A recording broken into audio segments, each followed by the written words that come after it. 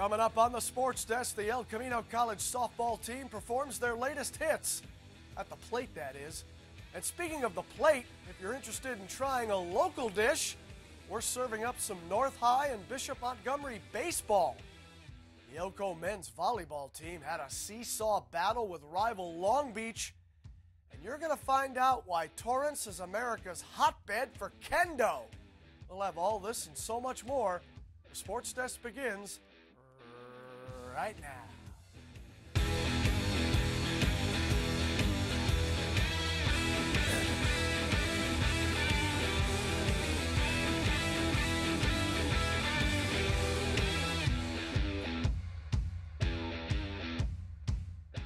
Welcome everyone to the only sports show designed with the Torrance sports fan in mind. You can call us The Desk. We're good like that. Thanks for stopping by. Listen, we've got lots to talk about, but before we do that, let's do this. Don't forget to connect with us on social media. Let's chat it up on Facebook, Twitter, and Instagram. Share your videos and photos, and don't forget to give us some ideas for future stories. By all means, tag us when you post, and we'll be sure to do the same on our end. We've all heard the saying a million times, diamonds are a girl's best friend. And it's pretty safe to assume that softball diamonds have become major BFFs with the ladies on the Elko softball team. The Warriors have absolutely dominated the softball diamond this season, winning 20 of their 26 games so far while scoring just over 200 runs. And to think they actually have a diamond of their own in third baseman Diamond Lewis. And let's just say she's like everyone's best friend right now, because she's one of the best JUCO players in the country. The Elko softball team returned home to entertain Ventura College. Cedric Welton was there, and he files this report. Today the Lady Warriors were firing on all cylinders. They shut out their opponents and racked up a ton of runs. We start bottom of the first. Alyssa Machado pops one in the air. Ventura can't locate the ball. She gets to second. Diamond Lewis scores. Lady Warriors up 1-0. Bottom of the second now. Diamond Lewis crushes one to center field, enough to bring two runners home and get herself to second base. Warriors up 4-0. Check out this wild play. Bottom of the third, Alyssa Wing. Batter strikes out, but Wing steals this, that, and the third. Starting with second base, Ventura errs throughout and gets home to put the Warriors up 6-0.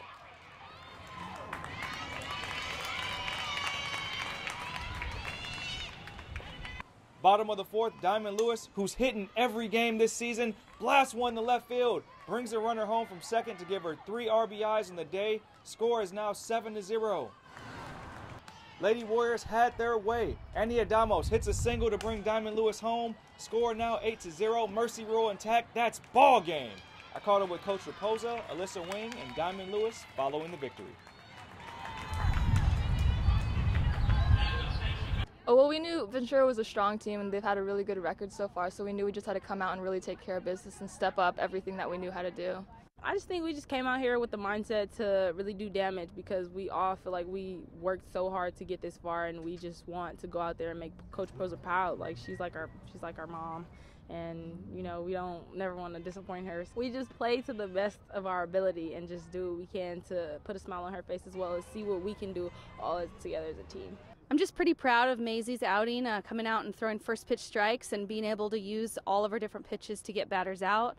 I thought our defense did a good job of getting the first out of every inning, and I thought we were very explosive offensively of when we had runners on base, of making sure we put the ball hard on the ground, and it found holes today. The Lady Warriors are 20-6 through 26 outings and typically finish off their opponents in 5 innings. The team explained to me what makes this group so special. I know we started off a little shaky at the beginning of our season, but we really got things together. We're all on the same page now. We're really working as a team. I feel like as a team we gel together really well, and I feel like honestly this is one of the best teams that I've ever been on. This is my first time really experiencing the chemistry, how well stuff works, and the little things that get put together, as well as like I also don't feel like I have to carry my team, because we all work the same amount, 120% every day, even at practice during the game. We just go out here and just play to have fun, and I love every single one of the girls, and I just pray, and I know we're all going to get far, and we're going to go to playoffs, and we're going to go to state, and we're going to keep a positive mindset and do what we got to do.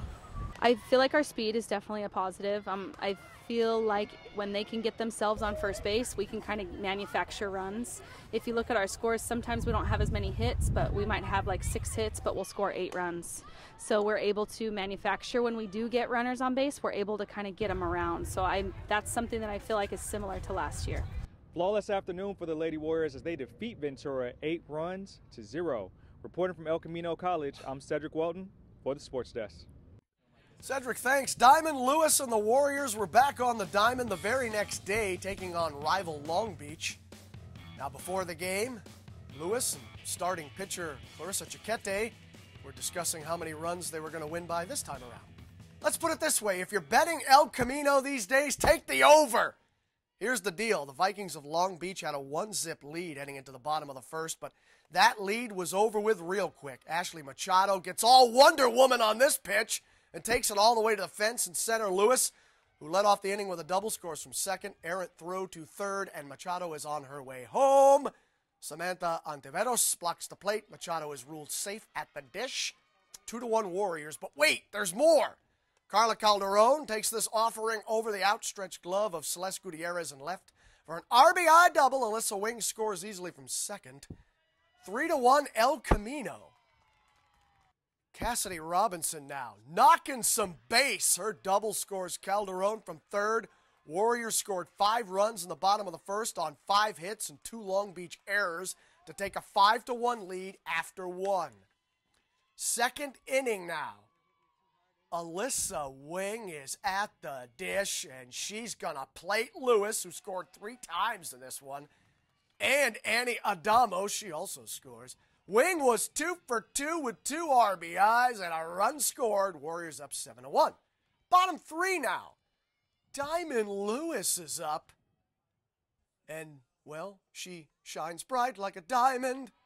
Shines bright like a diamond. Another RBI double. Lewis went 3 for 3 for the second straight game. She wrapped out 2 doubles, 3 RBIs, and scored 3 times. That's the kind of stuff that gets you in Sports Illustrated, kids. Ashley Machado coming up. Singles in. Lewis here. Machado went 2 for 3 with 2 runs scored and 2 ribs. And then Clarissa Chiquete on the bump. She will pick up the dub. Check this out. She allowed just 1 run on 3 hits over 4 innings of work. Warriors win easily 13-1. They've now won 5 straight. And from one softball team that is literally on fire to another. How about the Warriors of West High School? Their amazing season continues. The Warriors won the Spring Jamboree Championship in Las Vegas recently. The team wrapped out 74 hits, including 16 doubles and 2 home runs, and scored a total of 49 runs during 6 tournament games. Senior pitcher Maylee Newman was named tournament MVP. Newman earned 5 wins and a save, striking out 29 in just over 29 innings of work. She also batted .500 with 6 runs batted in. Elsewhere in spring Jamboree action, South High's Reagan Walsh went a combined 6 for 7 with 3 homers and 8 RBI and a pair of consolation wins for the Spartans. Teammate Sofia Fernandez went 2 for 3 with a homer and 3 ribs in that win over Birmingham. North High's Jordan Colon went a combined 5 for 6 with 2 doubles, 4 ribs, and 4 runs scored as the Saxons split their consolation games. Ayanna Gamble added 2 doubles, a homer, and 5 runs batted in. Okay, high school baseball now. 2 local teams trying to snap losing skids played each other at North High School, as the Saxons, who opened the season winning 6 straight but all of a sudden had lost 5 straight, were hosting Bishop Montgomery, who've lost 2 straight and 5 of their last 6. The good news is somebody's picking up a dub in this one. 2-0. Kyle Hattai on the bump for North, and he's just mowing dudes down. Elijah Tolsma, the first victim. And then it's Ethan Roberts. Kyle had his stuff early. That's for sure. We move to the 4th. It's 3-0 North now. Neil Draves pitching. And then Cole Andavolgi right there at the plate. Arturo Alvarez steals second, and, well, because of an errant throw, look at that. He's going to third. That's some heads-up base running there. Matthew Heredia right here is up, and he, hits a sacrifice fly to left center, and Alvarez will score from third, 4-0 Saxons. Ethan Gandia singles in a run for North, and guess what? It's now 5-0 Saxons. Back to Kyle Hattai. He's doing the K thing again. It's George Eves feeling some heat this time. Nick DeRusha trying like heck to get things going for Bishop, but he's unable to grind this one out right here. EJ Gomez is up now, and, well, he feels the heat. How about James Brandon? He's going to single right here, coming up after the cutaway. Brandon right here. Could this be the start of a rally for Bishop? Elijah Tolsma would walk right there. And then Ethan Roberts, he's going to do some base knocking. 2 runs will score. Brandon and Tolsma, they'll both stomp on the dish. It's now 5-2 Saxons. Todd Takekuchi is up, and he singles home Cole and Davolji. 6-2 Saxons. And then Tyler Higa. We're going to check out Tyler right here because you know what? He's going to do the same. He's also scoring like runs and stuff. This will make the score 7-2, and that would be your final. North wins 7-2. The kids played relaxed. Anytime you get a dominating performance from your pitcher, which Kyle Hattai did. I just felt good with the fastball. I was hitting my location because my last few starts haven't been, the best, but it feels good, coming back.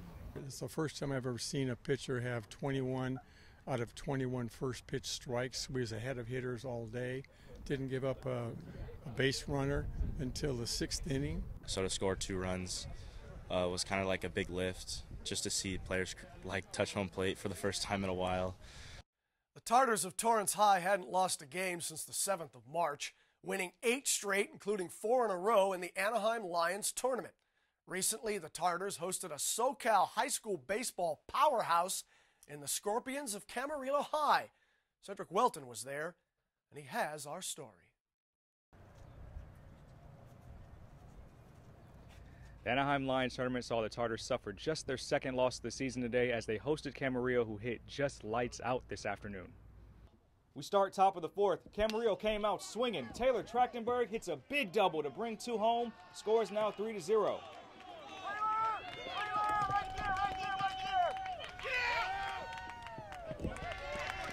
Still 4th inning, Andrew Lucas sends one over the fence. 3-run homer. All of a sudden, the Scorpions are pulling away. The score is now 6-0.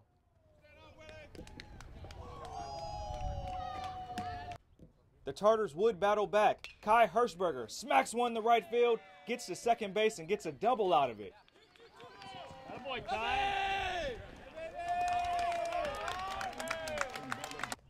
Brian Becerra smacks one to center field for a single, enough to bring Hirschberger home for the Tartars' lone run of the game. Final score 7-1. I spoke with Coach Terry Dewan following the game. Well, it was a good tournament. Today wasn't our day. We ran into a worthy opponent. Camarillo's very good. And, we made a few mistakes and it didn't go our way, and hopefully we're going to learn from this. And I think that we're better off for having been in this game, to be honest with you. We've played very well. I believe we had won 8 in a row prior to this. And then, it kind of corrected itself today. We weren't going to win forever, and so we had to learn that when you make a few of these mistakes, that you're not going to always get rewarded for it. So I think long term, it hurts today, but long term, we're better for having been in this game. Although the Tartars fell to 10-2 on the season, they still sit atop the Pioneer League and rank top 50 in the Southern section. Coach Terry Dewan explained this group's hot start. Yeah, well, we had a nice season last season.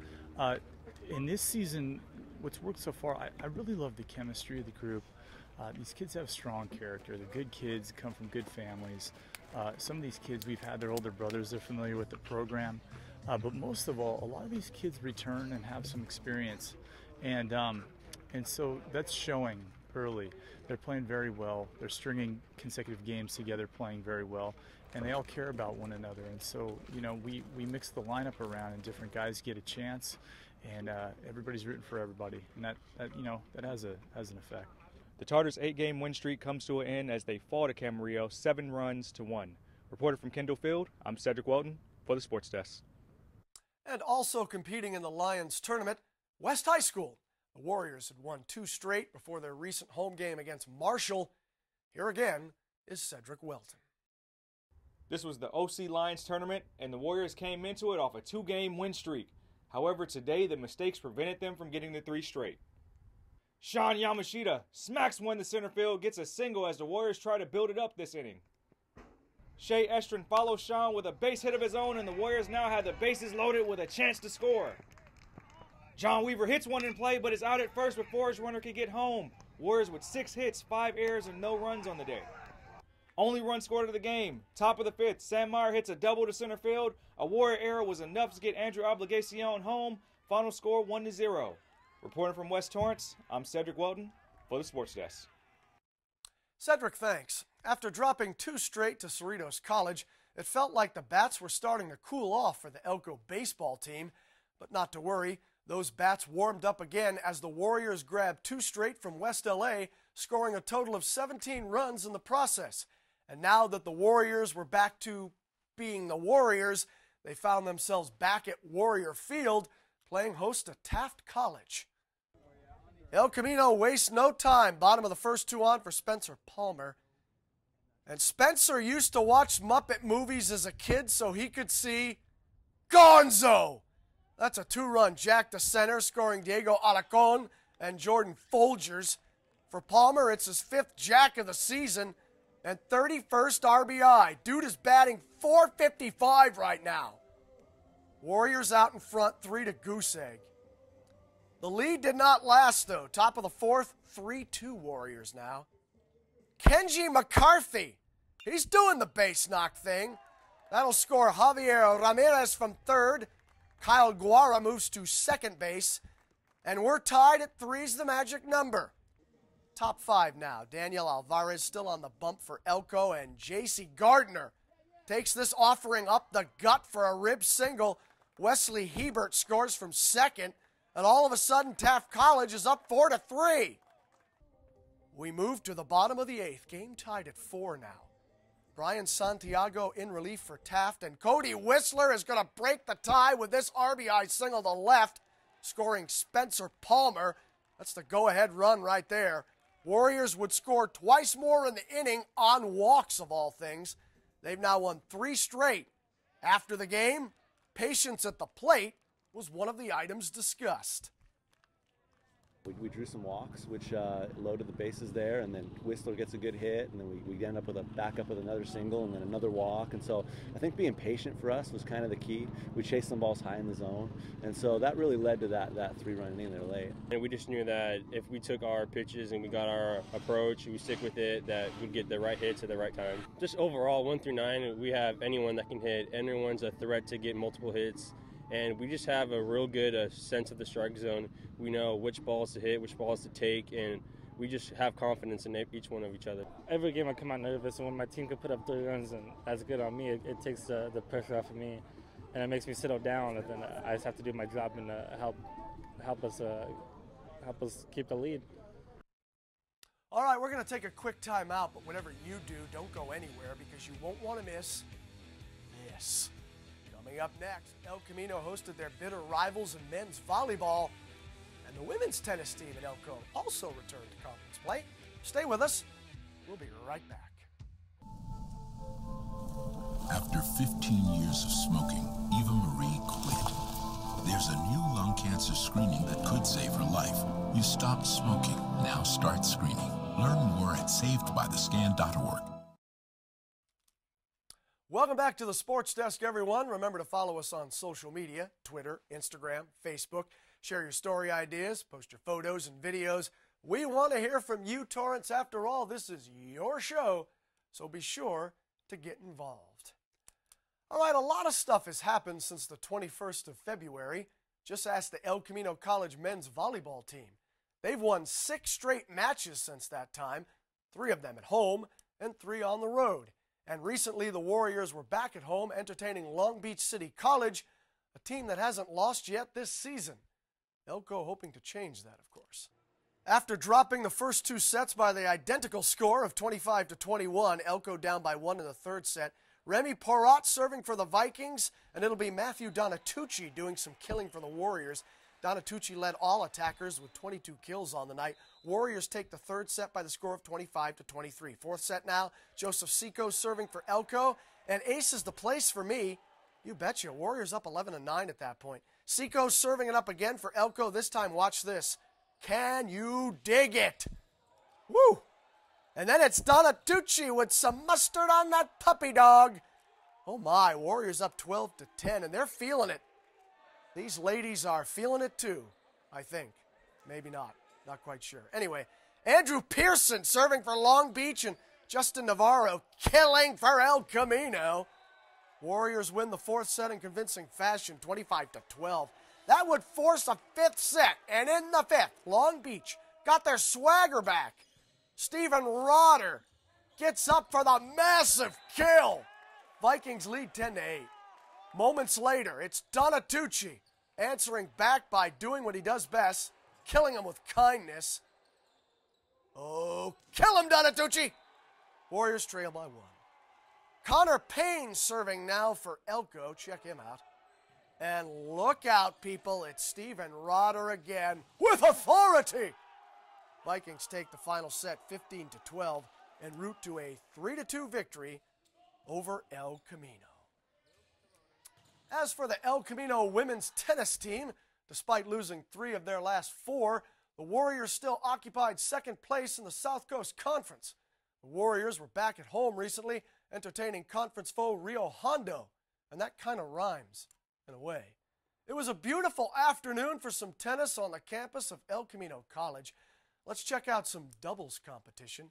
Elko's Maddie Giese and Lena Ito right here, matched up against Rio Hondo's Jane Quach and Ruth Arcinega.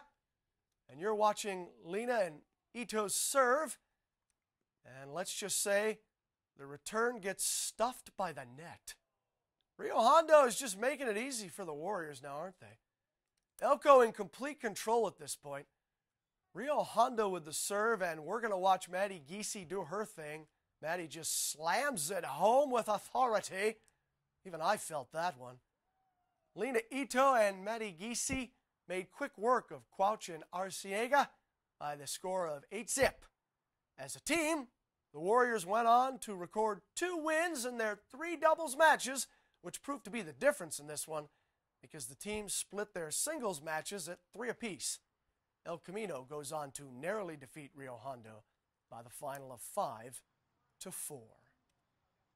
The hoop season is over with, but the accolades just keep coming in. And as you can imagine, West and Bishop Montgomery are getting plenty of attention, as well they should. Let's start with the Open Division, where Bishop Montgomery seniors David Singleton and Fletcher Tynan were named first-team selections. Bishop Montgomery, by the way, finished the season ranked 2nd in the state.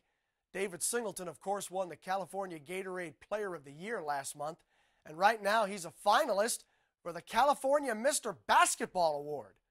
On to the girls' side, no surprise here, Bishop Montgomery's Kayla Padilla was a first-team selection for the Open Division team.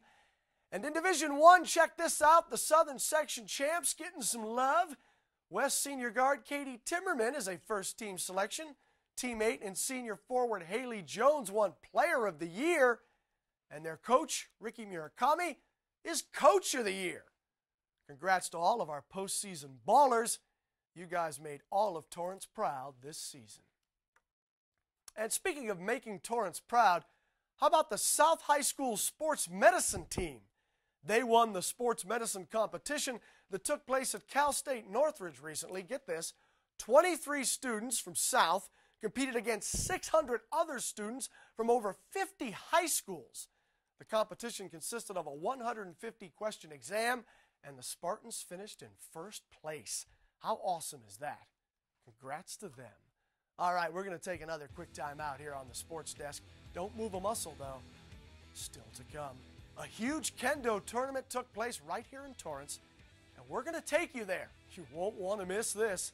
Stay with us. The Sports Desk. We'll be right back. Yes, but see, you don't have a college degree. Well, no, but okay, I can. Well... Wait. Before you skip over me, Can you at least hear me out? No, I do not have a college degree, but I've been working 2 jobs since the age of 18. I've been doing internships while raising my little brother, and any moment that I can spare, I'm studying, just trying to better myself. Okay, I'm ready for this. Wow. I'd love to hear more. Look beyond the resume and discover new ways to develop great talent at gradsoflife.org. Welcome back to the Sports Desk, everyone. If you're not familiar with the art of kendo, you might want to reconsider that after this story. I bet you didn't know that some of the very best kendo competitors in the entire nation happen to live right here in Torrance. And there's a lot of them, which is pretty impressive.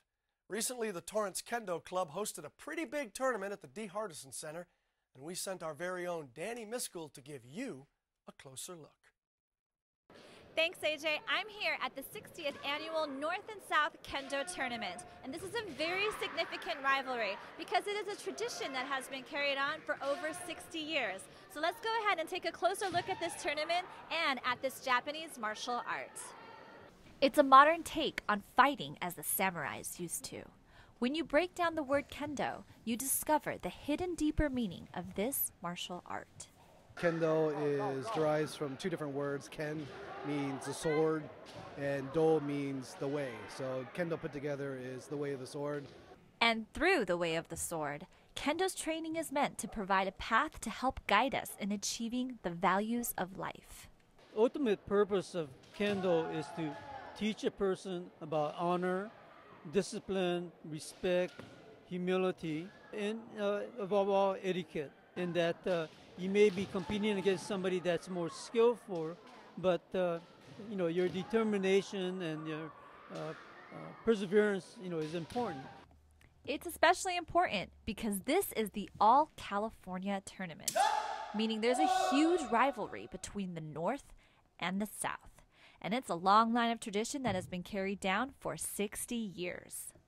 Right after the war ended, the teachers came back to Los Angeles and San Francisco areas in their communities. And then they decided that, we're going to start this tournament between the 2, North and South. So it's particularly this tournament, it's really good for us to host because it has such history to it. And here's even more history. The kendo program in Torrance was started by George Nakano back in the 70s.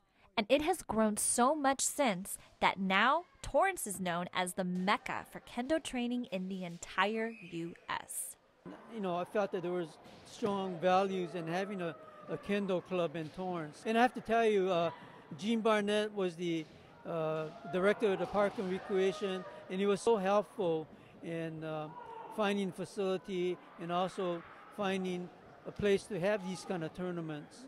The tournament goes through preliminary rounds, then tournament rounds, and then finals. In a kendo match, the objective is to strike with your sword, or shinai. By the way, don't worry, they're bamboo, on either your opponent's forehead, wrist, waist, or a thrust to the throat. And you always have to execute your strike with a yell, or as they refer to it in kendo, your fighting spirit. One main thing is to strike fear in your opponent, to kind of give them a self-doubt.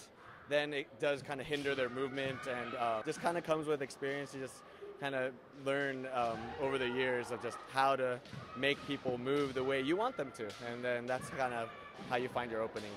And the first competitor to earn 2 out of 3 points wins the match. I asked one of Torrance's students if he ever gets intimidated or how he fights through the fear. And good old Ben-Hur, yes, like the movie, said to me, that's not what you should ever be thinking. You should be like, oh, I should be able to do this. I should be able to win. And you have to predict how they will attack in order to counter it. Or if you can go first, you would see how they would react if you were to go first. And kendo teaches the students that even when your opponent gets the better of you and strikes a skillful hit, you have to stop and honor their precision. There's also another very important rule to remember. And let's just say, no victory dances allowed in the end zone. And when you win the match, showing any kind of exuberance of winning is prohibited. Because that's not the way of the sword. What kendo teaches instead is that there's always ways to improve yourself. There will be times where you won't have the opportunity to be able to win, but there will be times where you get a learning experience. Even though you lose, you'll be able to learn something from that. It's more about how you live your life, not about winning and losing. So even though some kids lose today, they go back and they learn a lesson and they just try harder. So if you're interested in taking up the ways of learning the sword, there's 2 nights during the week that you can find the Torrance Kendo program. And this is the man that you want to talk to. Well, we practice on Tuesday and Fridays at the Civic Center. So if anyone's interested, please stop by and check out our practice. AJ, I've learned a thing or two here at the Kendo tournament today. And one of them is that when your match ends, the way you leave the ring is you hold your sword in your left hand and you gracefully bow out. Reporting from D. Hardison Center at Wilson Park, I'm Danny Miskell with the Sports Desk. Danny, thanks. And we have more good news regarding the Torrance Kendo Club. There's another big tournament coming up in September. That is when members of our very own Torrance Kendo Club will travel to Korea to represent the United States in the International Kendo Tournament. How cool is that? I'd say very. All right, here's the deal. If you'd like to find out more about the Torrance Kendo Club, you can visit their website at torrancekendo.com. Feel free to send them an email, torrancekendo@hotmail.com. The club practices Tuesday and Friday evenings at the Torrance Cultural Arts Center. And lastly, we want to mention that our friends on the Torrance City Council have proclaimed Tuesday, April 3rd as Play Ball Day here in the City of Torrance. In conjunction with Major League Baseball and playball.org, the City of Torrance is encouraging all of its residents to support baseball because baseball encourages social connection and exercise. Let's all play ball. What do you say? I'm down. All right, that does it for this week's edition of the Sports Desk. Thank you so much for joining us. As always, we appreciate your support. My name is AJ Vittone, and I've seen, heard, and said enough for 1 week. We'll continue this conversation again next week. I promise. Until then, don't forget to follow the Sports Desk on social media, Facebook, Twitter, Instagram. And remember, you can email us as well. We'd love to hear from you. That's all the time we have, sports fans. We'll catch you next time right here on the Sports Desk.